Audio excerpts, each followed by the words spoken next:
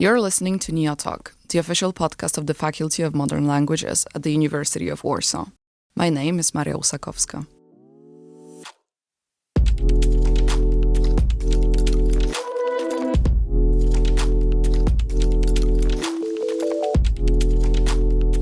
What do anthropology, economics, and sociology have in common? What kind of knowledge does combining these three fields lead to?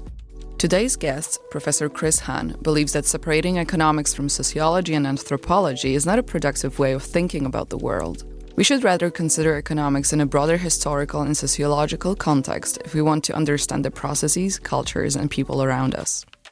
Professor Chris Hann, Emeritus Professor at Max Planck Institute for Social Anthropology, was born and brought up in Wales. His university education is from Oxford and Cambridge, where he later worked at the Department of Social Anthropology. In 1999, he joined the Max Planck Society. He became an honorary professor at Kent, at the Martin Luther University of Halle-Wittenberg, and the University of Leipzig. His research interests vary from the Greek Catholic minority in Poland to social support and kinship in China and Vietnam. In this episode, we talk about why he has decided to focus his research on Eastern European countries such as Poland and Hungary and their rural areas, why he prefers using the term Eurasian rather than separating Europe and Asia linguistically, and why he thinks that Jurgen Habermas' concept of the supranation is not likely to become reality. This episode is packed with information and covers a variety of topics, as my guest possesses an incredible knowledge, so I hope you really enjoy listening to it.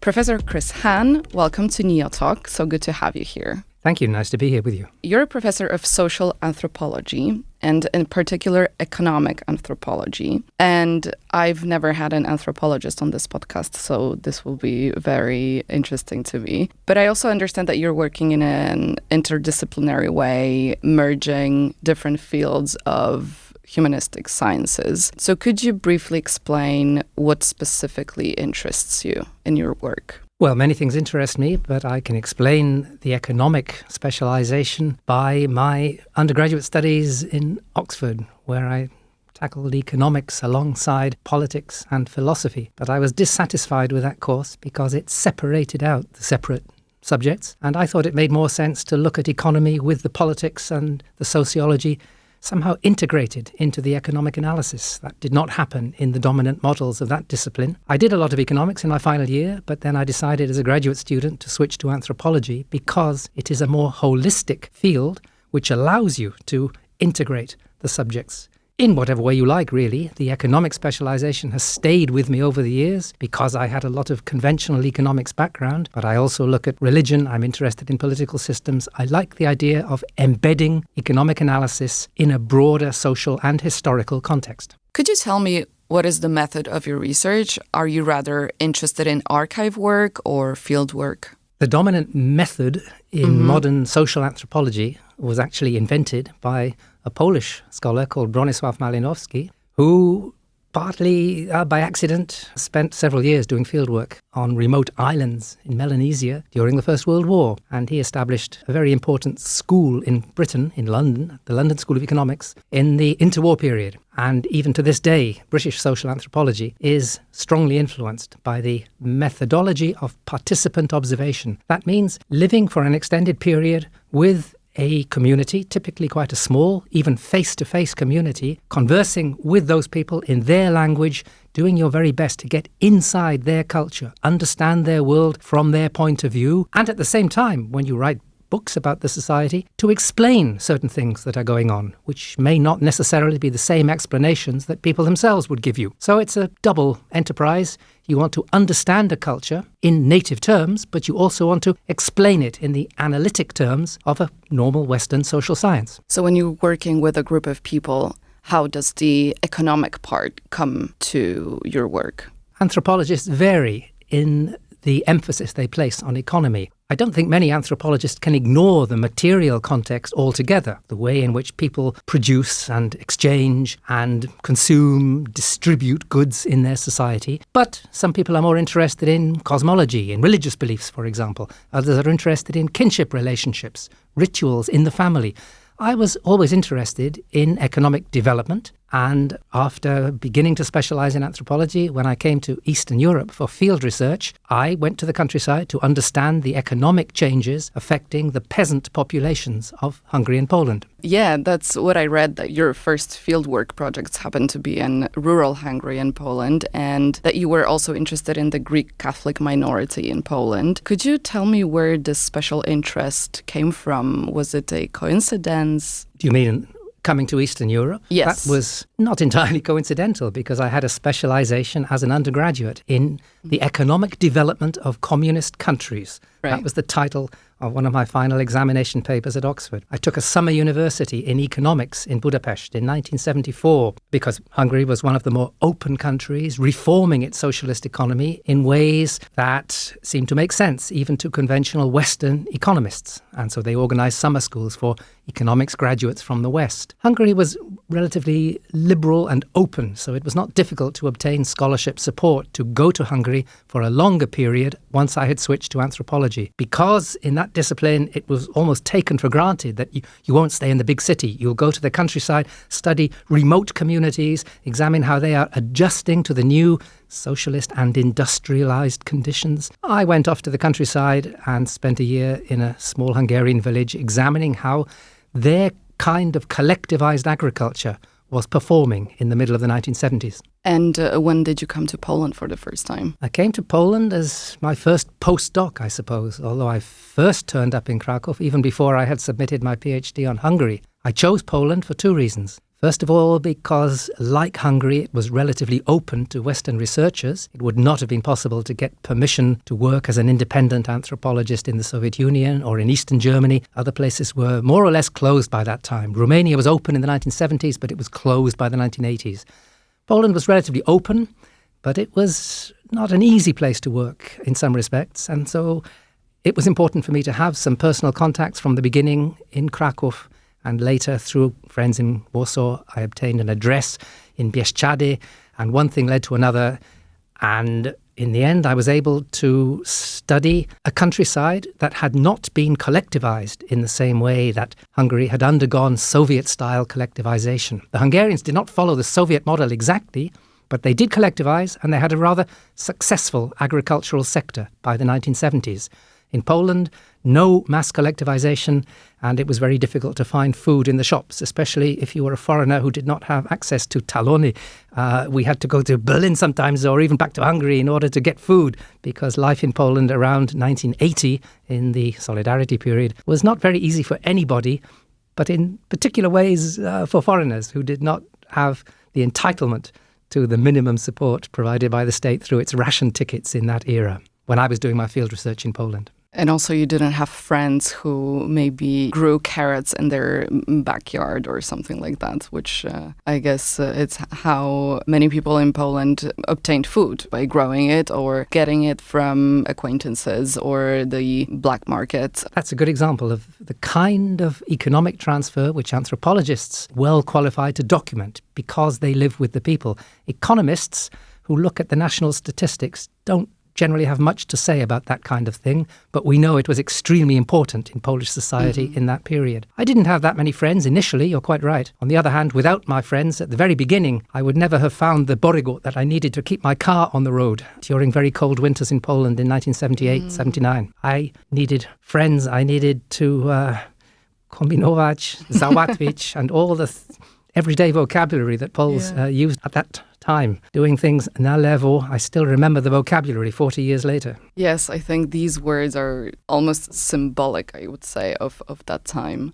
Could you maybe, if that's possible, without opening a whole other box of topics, but could you maybe briefly explain why, according to you, the economy in Poland was doing so bad compared to Hungary? What did they do differently? Well, that was quite simple, actually, and I summarized the arguments in an appendix to the monograph that I published on a Polish village in 1985. Hungary had collectivized against the will of the peasants, but by the 1970s they recognized that their combination of large-scale farms and small holding, integrating villagers into an efficient modern agrarian economy, this was working very well for everybody, for people in the towns, but also for the villagers themselves, who could build new houses and buy motor cars and so on. In Poland, there was an ideological opposition to collectivization in the peasantry, as everywhere else. But it was so strong in Poland after 1956 that the authorities were never able to implement mass collectivization. But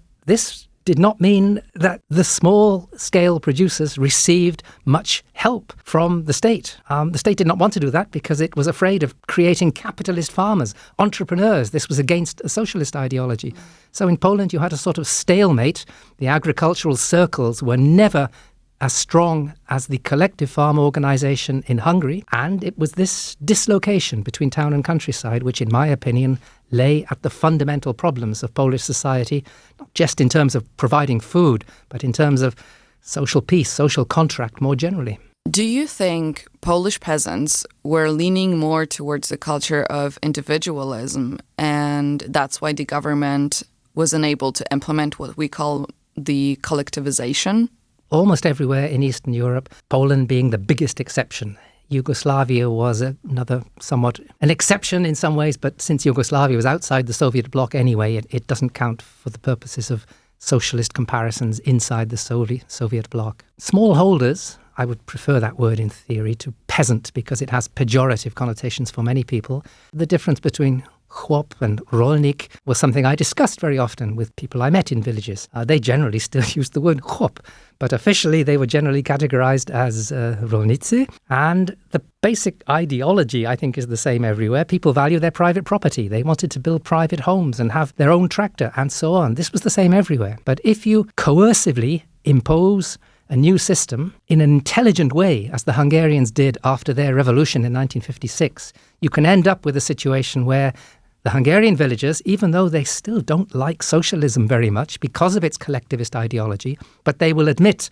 that it has given them many opportunities for private accumulation through the so-called private plot, which every member of a cooperative collective farm was entitled to. This was a happy compromise in the end, from the point of view of material prosperity. In Poland, you can say the rural population had the satisfaction, because of their political strength in the wake of 1956, of maintaining their property rights in a stronger form than the Hungarian peasants.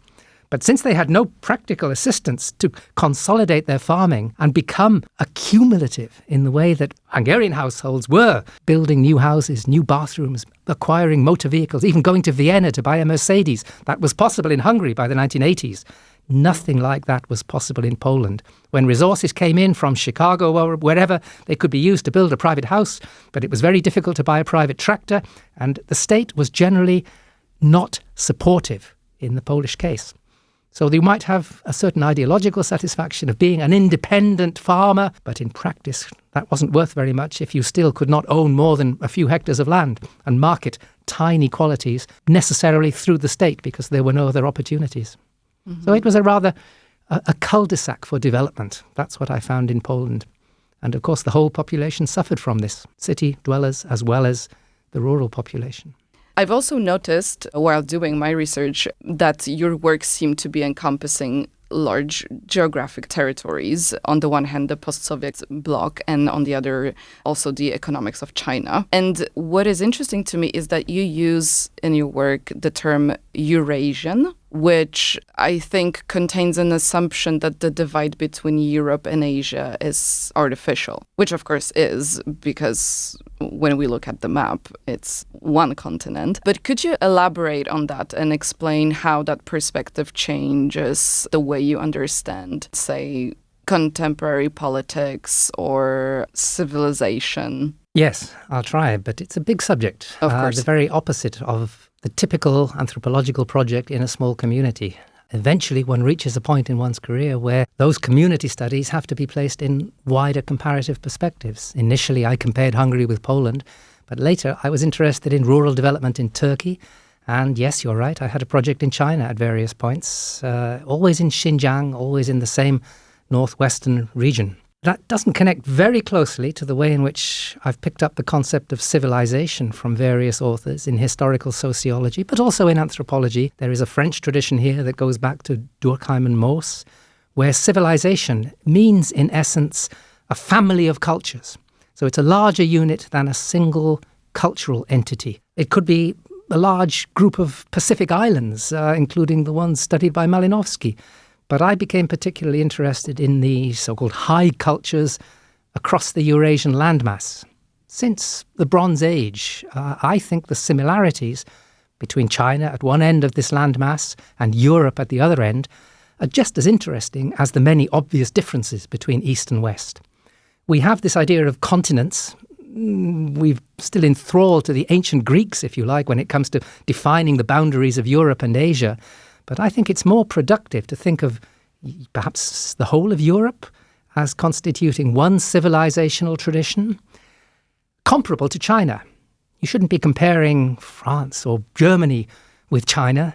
That would not be like for like. You should consider both as civilizational traditions. And there would be an Islamic tradition to integrate, a South Asian tradition, perhaps not singular traditions here. It gets very complicated. Even within Europe, you might say that Eastern Christianity constitutes a distinct civilizational tradition. And I have some sympathy with that point of view. Eurasia has a particular set of connotations in much of the Eastern Christian world where it is associated, regrettably, with Russian nationalism. For nationalists in Moscow, Eurasia is their imperial domain. And it starts somewhere in Poland, perhaps, and stretches all the way to Vladivostok. That is not, obviously, the way that I'm using Eurasia, to embrace the entire landmass, including the important islands of Britain at one end and Japan at the other. I'm interested in probing distinctions between the values which you see in the civilizations of that landmass since the Bronze Age, in particular when it comes to questions of community, moral responsibility. I think you can draw a very crude, high-level contrast between what you see in those Eurasian civilizations and what dominates in the settler societies, particularly of North America, where individuals are dominant, not just in philosophizing in theories, but in everyday life, in who can wear gun holsters in their daily actions and who cannot. It's a very different world, and I've been surprised to see how many congruences, how much convergence there is in value systems between Western Europe, the European Union, and Beijing in the era of reform socialism in China and other parts of the landmass, in contrast to the values that underpin settler cultures in North America, South Africa, New Zealand, and other parts of the world. So I find Eurasia an interesting concept to use. I've developed it, for example, in an article in Current Anthropology in 2016. I think that was my most complete outline of the arguments. Politically, of course, it's not very welcome in a world dominated by NATO, which links one civilizational tradition in Europe to something very different in North America. You mentioned similarities when it comes to values. Can you give me an example? The values of inclusive community and, in contemporary industrial conditions, promoting the equality of all citizens, welfare state support, old age pensions, and very concrete measures like this. China has been introducing such measures in recent decades with very much the same values underpinning pensions and healthcare as underpinned the British welfare state after 1945. Obamacare in the United States was almost a revolution, but it did not go anywhere as far as these measures which we take for granted in most parts of Europe, although the welfare states, as we know, are coming under grave pressure in recent decades in our own civilizational tradition for reasons that have a lot to do with capitalist political economy, globalization. So also I read that between 2014 and 2020 you were conducting research within the ERC grant Realizing Eurasia, Civilization and Moral Economy in the 21st Century. Could you explain the concept of moral economy and how it is tied to religion? That's an interesting question. Thank you. That project was largely about economic action at the level of family businesses, and I had half a dozen students working in different parts of Eurasia to work out whether different civilizational traditions made for different ways of organizing businesses that were controlled by families. But the project also had other angles, including the civilizational aspect that we've touched on already. Moral economy was another key concept where I was effectively trying to debunk some of the ways in which that concept has been used to excess in various social sciences ever since it became fashionable in the closing decades of the 20th century. For me, economic activity always has a moral dimension. Whenever people are engaged in economic activities in their factories, on their fields, at their Christmas rituals, there is an economic dimension, but also an ethical dimension to most human activities. But the way a moral economy has been opposed to a capitalist, cash market-dominated economy, that's the most common usage in the Western social science. You have a moral economy in opposition to the ruthless, supply and demand-driven market economy. But that was a problem for me, going back to my very early research in Hungary, where villagers actually valued private property and they valued being able to sell their goods on a market. And when socialists eliminated their markets, they were very unhappy. Now, I would have trouble explaining to these villagers that in the West, we don't think market economy is a very good thing. And the moral economy, which is all about what binds us in a community, it may have something to do with religion, it may not. Moral economy doesn't necessarily have religious connotations. My basic point is that market trade in many parts of the world has different connotations. If we, instead of talking about the moral economy as opposed to the cash economy, instead think about the ethical or moral dimensions of all the economic activities we engage in, that will be a more fruitful path for research. So my opposition was to those, including colleagues in Britain and elsewhere, who were reifying the moral economy, inflating it in a way that was not compatible with my own fieldwork experiences. Do I understand correctly that the concept of moral economy comes from the Marxist tradition? It was particularly taken up by the Marxists, yes. Mm-hmm. English social historian E.P. Thompson was not quite the inventor of it because the term goes back to the early 19th century, but he popularized it with an article written in the 1960s called The Moral Economy of the Crowd, where older ideals of how the community holds together and looks after its weaker members, these were declining when money and markets became more powerful in 18th century England. So when he was looking for a label for the older economic cohesion, political economy already meant something else. He nearly used that term, but then because that was occupied, he opted for the term moral economy, and an American political scientist called James Scott took it up shortly afterwards for rural communities, whereas Thompson had focused on the urban crowd. And since then, since the 1970s, many other scholars have used it. But I'm afraid this has been excessive, and it would be more helpful now to stop talking about the moral economy anywhere, but instead look at all the particular factors, including those questions of ethical judgment that affect economic life wherever we observe it. I have an article about that in the European Journal of Sociology 2018 with Hungarian examples, because it annoyed my friends in Budapest a little that I went to the countryside and examined how the workfare operations of Viktor Orbán's local administrations, they were implementing a scheme which the liberal sociologists in the capital thought was definitely repressive. People were being forced to work for low wages, and this was an insult to their dignity, and so on and so on. Very much as other sociologists have written about workfare in the United States, for example. But on the basis of my field research in a Hungarian village, talking to the people doing this work and to the mayors who were paying them, the scheme was not actually repressive, and it was valued because ordinary villagers felt it was not correct to receive state benefits without doing work. There was a very strong commitment to a work ethic, and to receive benefits from the state without working was somehow going against fundamental morality. So in their eyes, doing even rather menial, dirty jobs, useless jobs, not entirely useless perhaps, looking after the lawn in the village park, which otherwise would not be cut every 2 weeks, somebody should do it. And workfare was appreciated as a government scheme by the villagers, even when the sociologist in the big city was saying, this is another instance of populist repression or patronage, because it gives the mayor more weapons to select those who he wants to favour and discriminate against others. It's true, those elements were also present. There is a lot of corruption, manipulation going on in Hungarian politics. But only an anthropologist working at the local level, talking to the people involved in these schemes, can appreciate the full moral picture of how they are received at the local level. This might be a little bit naive, but as a question, but do you think there is a different approach to economy or anything that has to do, with money and work. Do you think there's a difference in countries that are ruled by different religions, like, between Catholic countries like Poland or Orthodox ones? Clearly, there are some historical differences, but the basic result of our large European Research Council project was that these have minimal impact on the way in which families organize their businesses. It didn't matter whether the context was Hindu or Orthodox or Lutheran. We had a student in Denmark. Unfortunately, we did not have a Chinese component in the end. That dropped out.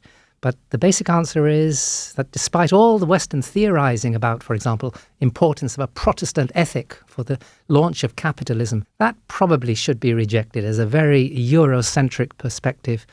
Other parts of Eurasia have been able to organize very efficient businesses, traders, long before Protestantism appeared in Europe. So we should look very carefully at the theses that privilege a European case in this context. Having said that, I do not want to dispute the fact that important differences do exist, perhaps not so much with an impact on economic organization as on other aspects of life and political organization as well. Clearly, important differences within modern Europe when you compare the Orthodox countries with those which have a longer history of Western Christianity. But these are never rigid boundaries. The very fact that you have Orthodox countries integrated for decades in the European Union shows that there is nothing immutable here, nothing that cannot be overcome, and overcome quite quickly, in fact. I want to continue with the idea that the civilization is kind of transgressing the borders drawn on a map. One of the most interesting ideas around that is the concept of constitutional patriotism by the German philosopher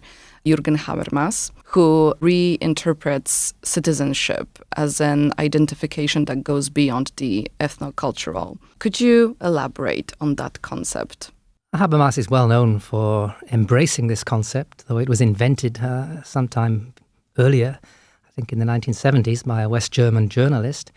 He has made it well known, and he would like it to operate not just at the national level in Germany, where he is based, but at supranational levels. He is thinking in a context where Germans feel a very special responsibility because of the Holocaust, because of Hitler.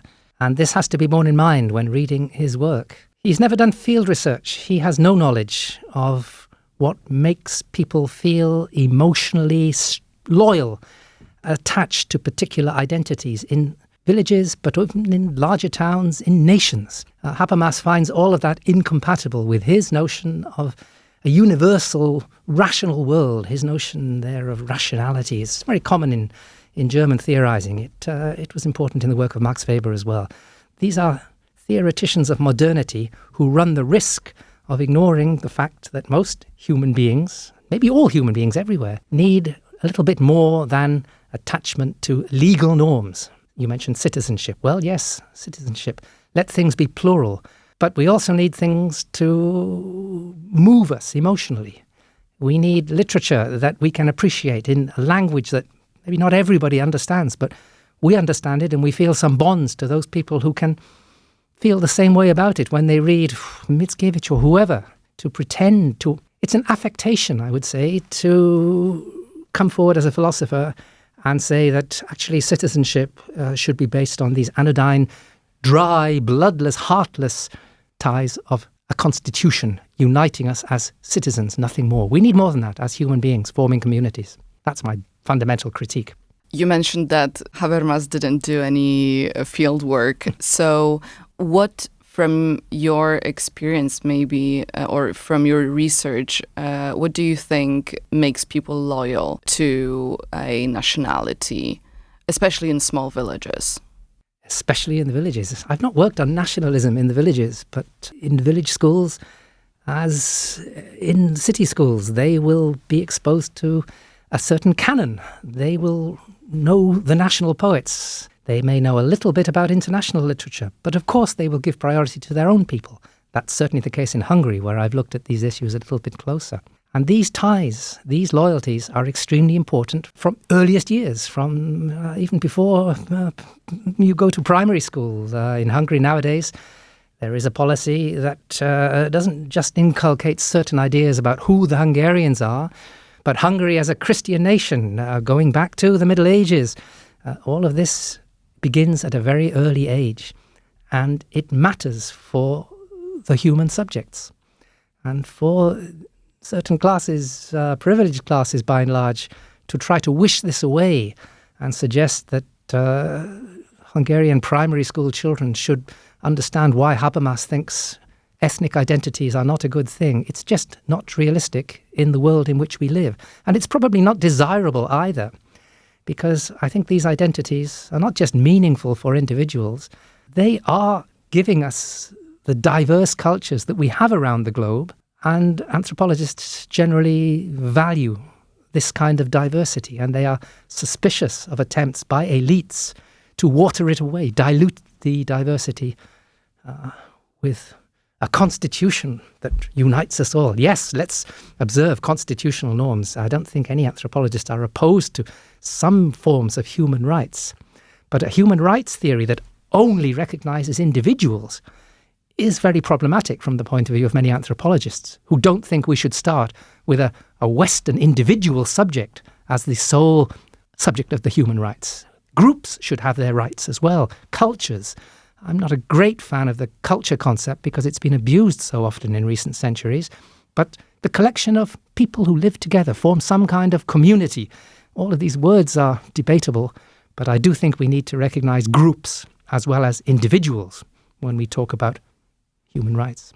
Also, I think when you were talking, I thought also about language, right? This is one of the most important things that we learn as little children, and something that connects us to our, well, not only parents, but also ancestors, and also creates a certain identity on a very mundane level.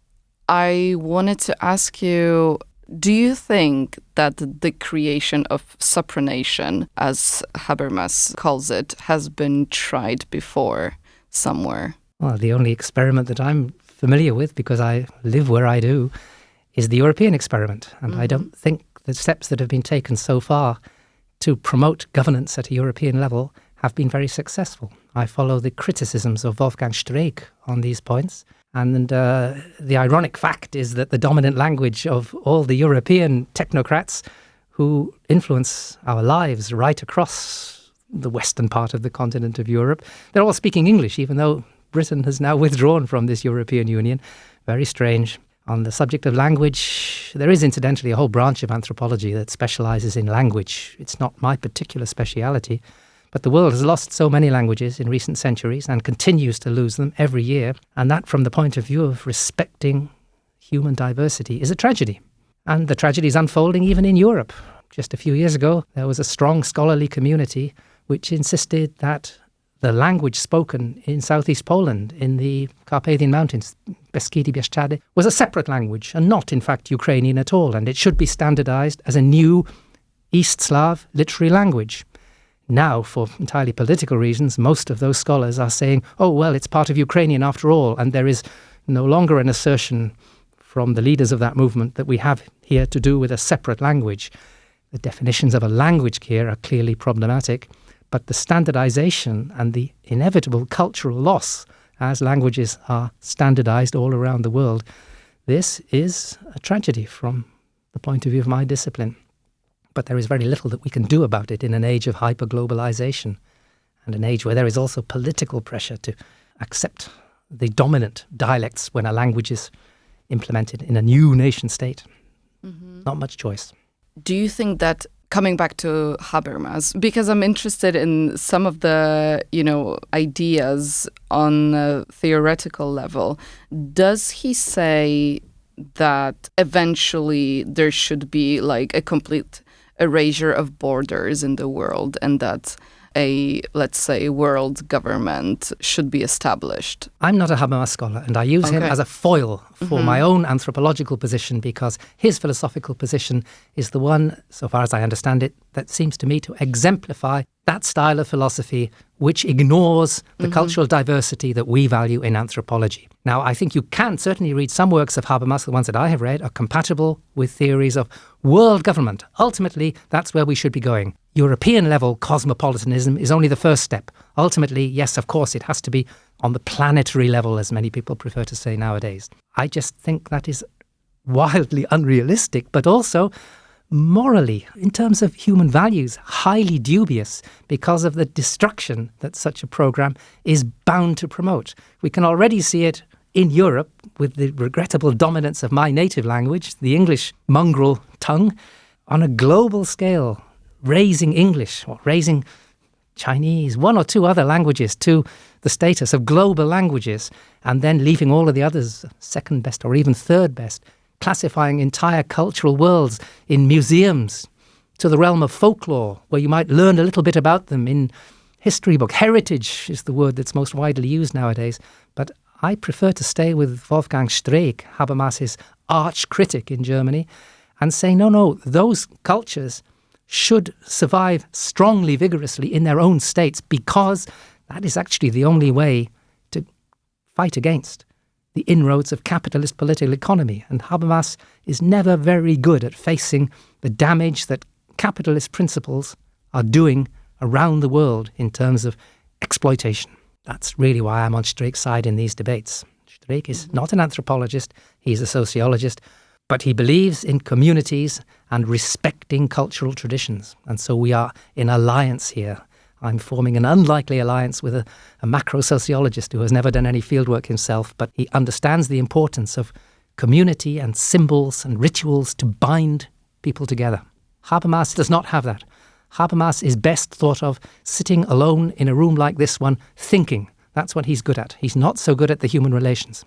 I'm also surprised that, he, maybe, of course, I'm misunderstanding his ideas, but this very much reminds me of colonialism, right? The idea of a world government.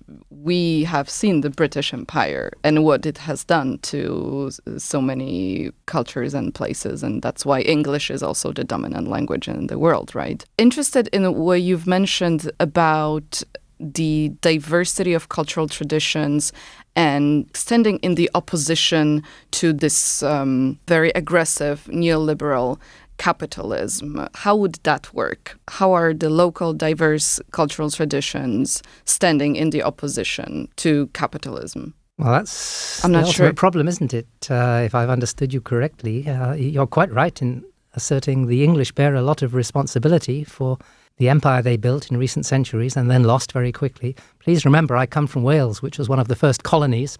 So we know all about the English empire builders.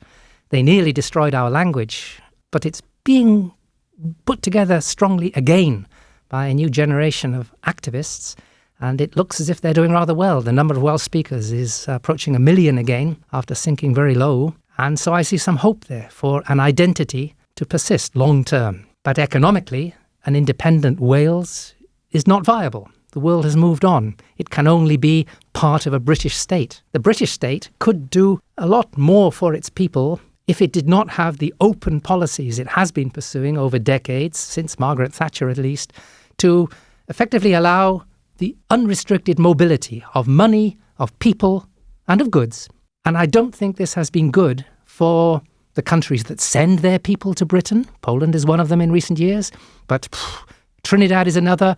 When I was in hospital recently in Britain, all of the nurses who looked after me came from Pakistan. Why should Britain be taking qualified nurses from Pakistan who've had an expensive education at the expense of Pakistani taxpayers, theoretically at least? Why doesn't Britain train its own nurses instead of stealing the doctors and nurses that are trained in countries like Poland and Pakistan? There is, to my mind, a deep immorality about this, about the way that Britain has organised its society in the neoliberal epoch, as you refer to it, and I do believe that could be changed. But it does involve imposing controls where we have come to think, perhaps telling ourselves this is a liberal gesture, that our borders should be open and anybody who wants to come and work in an English hospital should come. I'm afraid I don't consider that either realistic in practice or desirable in principle. And what should be happening is that Britain should be paying higher taxes and training the doctors and the nurses and all the other professionals that they need themselves, instead of it continuing to exploit the rest of the world in ways that fundamentally are no different from what they did in the colonial era. So what you're saying is that the nurses, if we're looking at them as a part of an economy, and I'm using this as an example, so in order to maybe step back from globalized capitalism, we should be separating our economies to a national level? I think nations should have sovereign parliaments and decide as nations, nation states, how they wish to organize their economic life. Personally, I think a combination of public and private is desirable. To suppress market conditions cannot be healthy for an efficient social life. We know that from Poland in socialist days. There has to be a system of incentives to work hard, and those who work very hard should get more reward.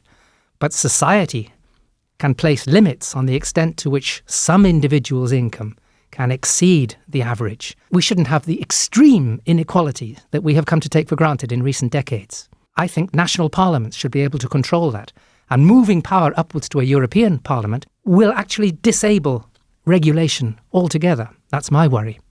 So I do think the national parliaments should be making their decisions. What kind of mixed economy do they want to have? What kind of investments do they want to have in health, in pensions? There are many, many systems of education, for example, many aspects of government policy that are no longer fully under the control of national governments because of the world in which we live. And the frontiers somehow don't matter anymore, because if I don't invest my money here, then somebody else will give me a higher rate over there, and that's how it works. It shouldn't have to be like that. I look to the teachings of Karl Polanyi and his critique of the neoliberal system as it began in the 19th century with laissez-faire. Polanyi published an analysis in 1944 called The Great Transformation, and his critique of market society was his phrase. It wasn't just the economy that was dominated by markets. The whole society was in effect being regulated by the principles of supply and demand, as if that would bring a social harmony and equilibrium. But of course it doesn't, it can't. And so we need to get back to strong national parliaments to organise more cohesive societies on a national basis. And that does mean in practice the British labour market should never have been opened up to millions of Polish workers in the present century. There may be some benefits from this. Of course, there are benefits. I have many Polish friends who have profited from their ability to travel and work outside Poland. But I also know parts of Poland that have suffered from those exit possibilities. And I believe, without sounding patronising or confining liberties, but societies can develop in more cohesive, healthy ways if we impose some limits on the transfer of people as well as goods and money. It's not welcome news to many of my friends in Eastern Europe when I explain why I think this would be a better way to organise our social lives. I'm also thinking about the fact that, like, it's very convenient for example, a country like Great Britain to open up their frontiers and invite low-paid workers, right, from countries that they've previously colonized and that they've destroyed, and that they've destroyed their economies. And now these people don't really have, perhaps, opportunities to live a decent life. So what they do is they go to Britain to work there, even if they're highly qualified, like, you know, after finishing a nursing school or something, but for lower wages. So in a way, I think this is the part of the, you know, neoliberal aspect that many people don't see. Like, of course, the Pakistani nurse can choose to come to Great Britain, but, like, is it really a choice? Probably not, because in the case of Pakistan, we know that patriarchal households very often leave junior female members very little scope to make their own choices. It's more likely to be a family patriarch who takes the decision. Yes, she may go, but she will be back in 5 years, and she will marry this cousin. Oh, I'm maybe exaggerating here. This is a stereotype. But large areas of London are nowadays dominated by South Asian communities, which live to some extent, at least, according to their traditional norms. And they have great trouble in integrating into mainstream English society. Their children very often go to special Islamic schools. And I'm afraid I take a rather old-fashioned view of this. I respect their wish to maintain their culture, but that is a big problem in terms of producing a cohesive national society where everybody waves a flag on certain days, usually connected to the crown, which the rational Enlightenment Puritan in me does not like our monarchy at all. But I have to respect the role that this plays for bringing some kind of cohesion into the 60+ million people who live on those islands, not to mention small little bits of empire that are still left scattered around the world. We seem to need these things, no matter how much we disapprove of them in principle. So, yes, my position is a new form of colonialism, not so different from the old, and it would be so much better if the colonial powers that are still so much richer than their former colonies, instead of sucking in the best labour to keep their own institutions alive, instead transferred resources to the countries which they exploited in the past, in addition to investing in their own countries to make sure that their own citizens enjoyed the services to which they have become accustomed. For British citizens to become accustomed to lower levels of welfare state pension is rather difficult to sell politically. Somehow there needs to be a recognition that Britain cannot go on sucking in labour, cheap labour, from Eastern Europe as well as from Trinidad and Pakistan and much of Africa in order to maintain present standards of living. Issues of sustainability, long-term economic viability, these present themselves. I'm not a subscriber to degrowth ideologies, but I have a lot of sympathy with ecological critics who point out what we're doing to our natural environment as well as to our social environments in cities like London. Something has to change. And instead of bringing in cheap migrant labour, we should be investing in those countries to give those people better life chances where they are born and brought up in the cultures, the territory-based cultures, where they feel most at home. Most of them don't feel at home in London at all, and they are only there because of the income-generating opportunity. And I feel like a lot of people nowadays, the income opportunity is like the main driving force in, people's lives when it comes to making choices, such as, what kind of career do I want to have, or where do I want to live, and so on. And maybe it's a little bit philosophical, but I think it's a little bit sad in a way, right? Like that this is the only reason why we make any decisions. What I mean is that there is so much more to life. There are so many other aspects of life apart from just money. Well, there should be, but for very large sections of the world's population, let's remember that of course they don't have the same opportunities to make choices that we have. And that's my fundamental point. It's tragic that in expanding our own possibilities to make choices, we are constraining large sections of the world's population. Mm-hmm. And we're doing so on an unsustainable basis. Sooner or later, this whole inhumane system must change. By we, you mean like the West? Primarily, yes. Primarily. Mm-hmm. What I just said is that I wish that for, everybody, right? I am aware that many people only have to think about daily survival in terms of their economic situation. What I mean is that it is very, very tragic that this is the case. Absolutely. I don't know if maybe it's a little bit also simple, but after what we've talked about here, are you hopeful for the future? Well, we've talked about a number of topics, and I think in each and every area that we've touched on, there are huge problems, and I find it very difficult to be optimistic. We haven't talked much about the next Trump presidency, but I think it's likely to be worse than the last one. What is happening in Britain and France and many other countries where I have even less information is worrying to anybody who was brought up in the era when I was raised after the Second World War. We had fantastic opportunities, a secure welfare state, generous grants to go to university. I was the first in my family to go to university. I was financially independent of my parents at 17 because the state made it all possible.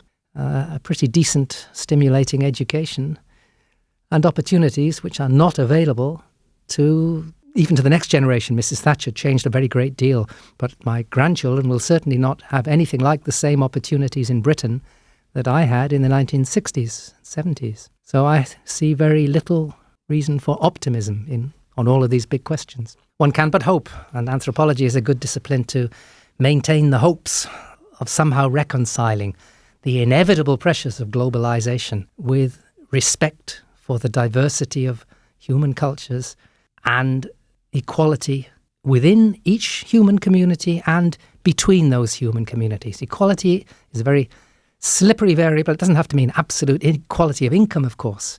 Equality of opportunity sounds much more attractive, but then you have to make sure that really you are giving even the children of the poor immigrants comparable opportunities. And if they choose to do things differently, okay, then it's their fault.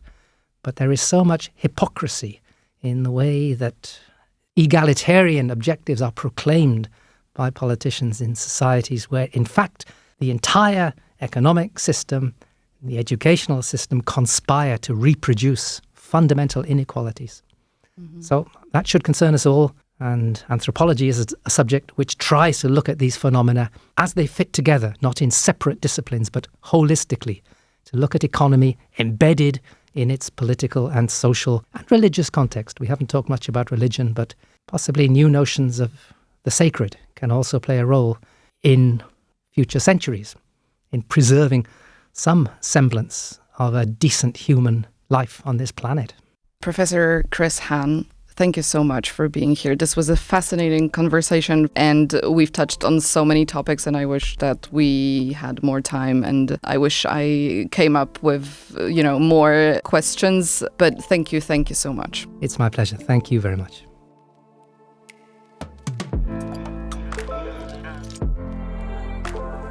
This was an episode of NeoTalk, the official podcast of the Department of Modern Languages at the University of Warsaw, recorded in the Radio Campus studio. Franek Wójcicki edited this episode, and the cover art is by Weronika Rosik. Please check out our show notes if you're interested in the books and other sources mentioned in this episode. You can follow us on Instagram and Facebook. If you have comments, questions, or suggestions for topics we could cover, email us. My name is Maria Usakowska. Thanks for listening.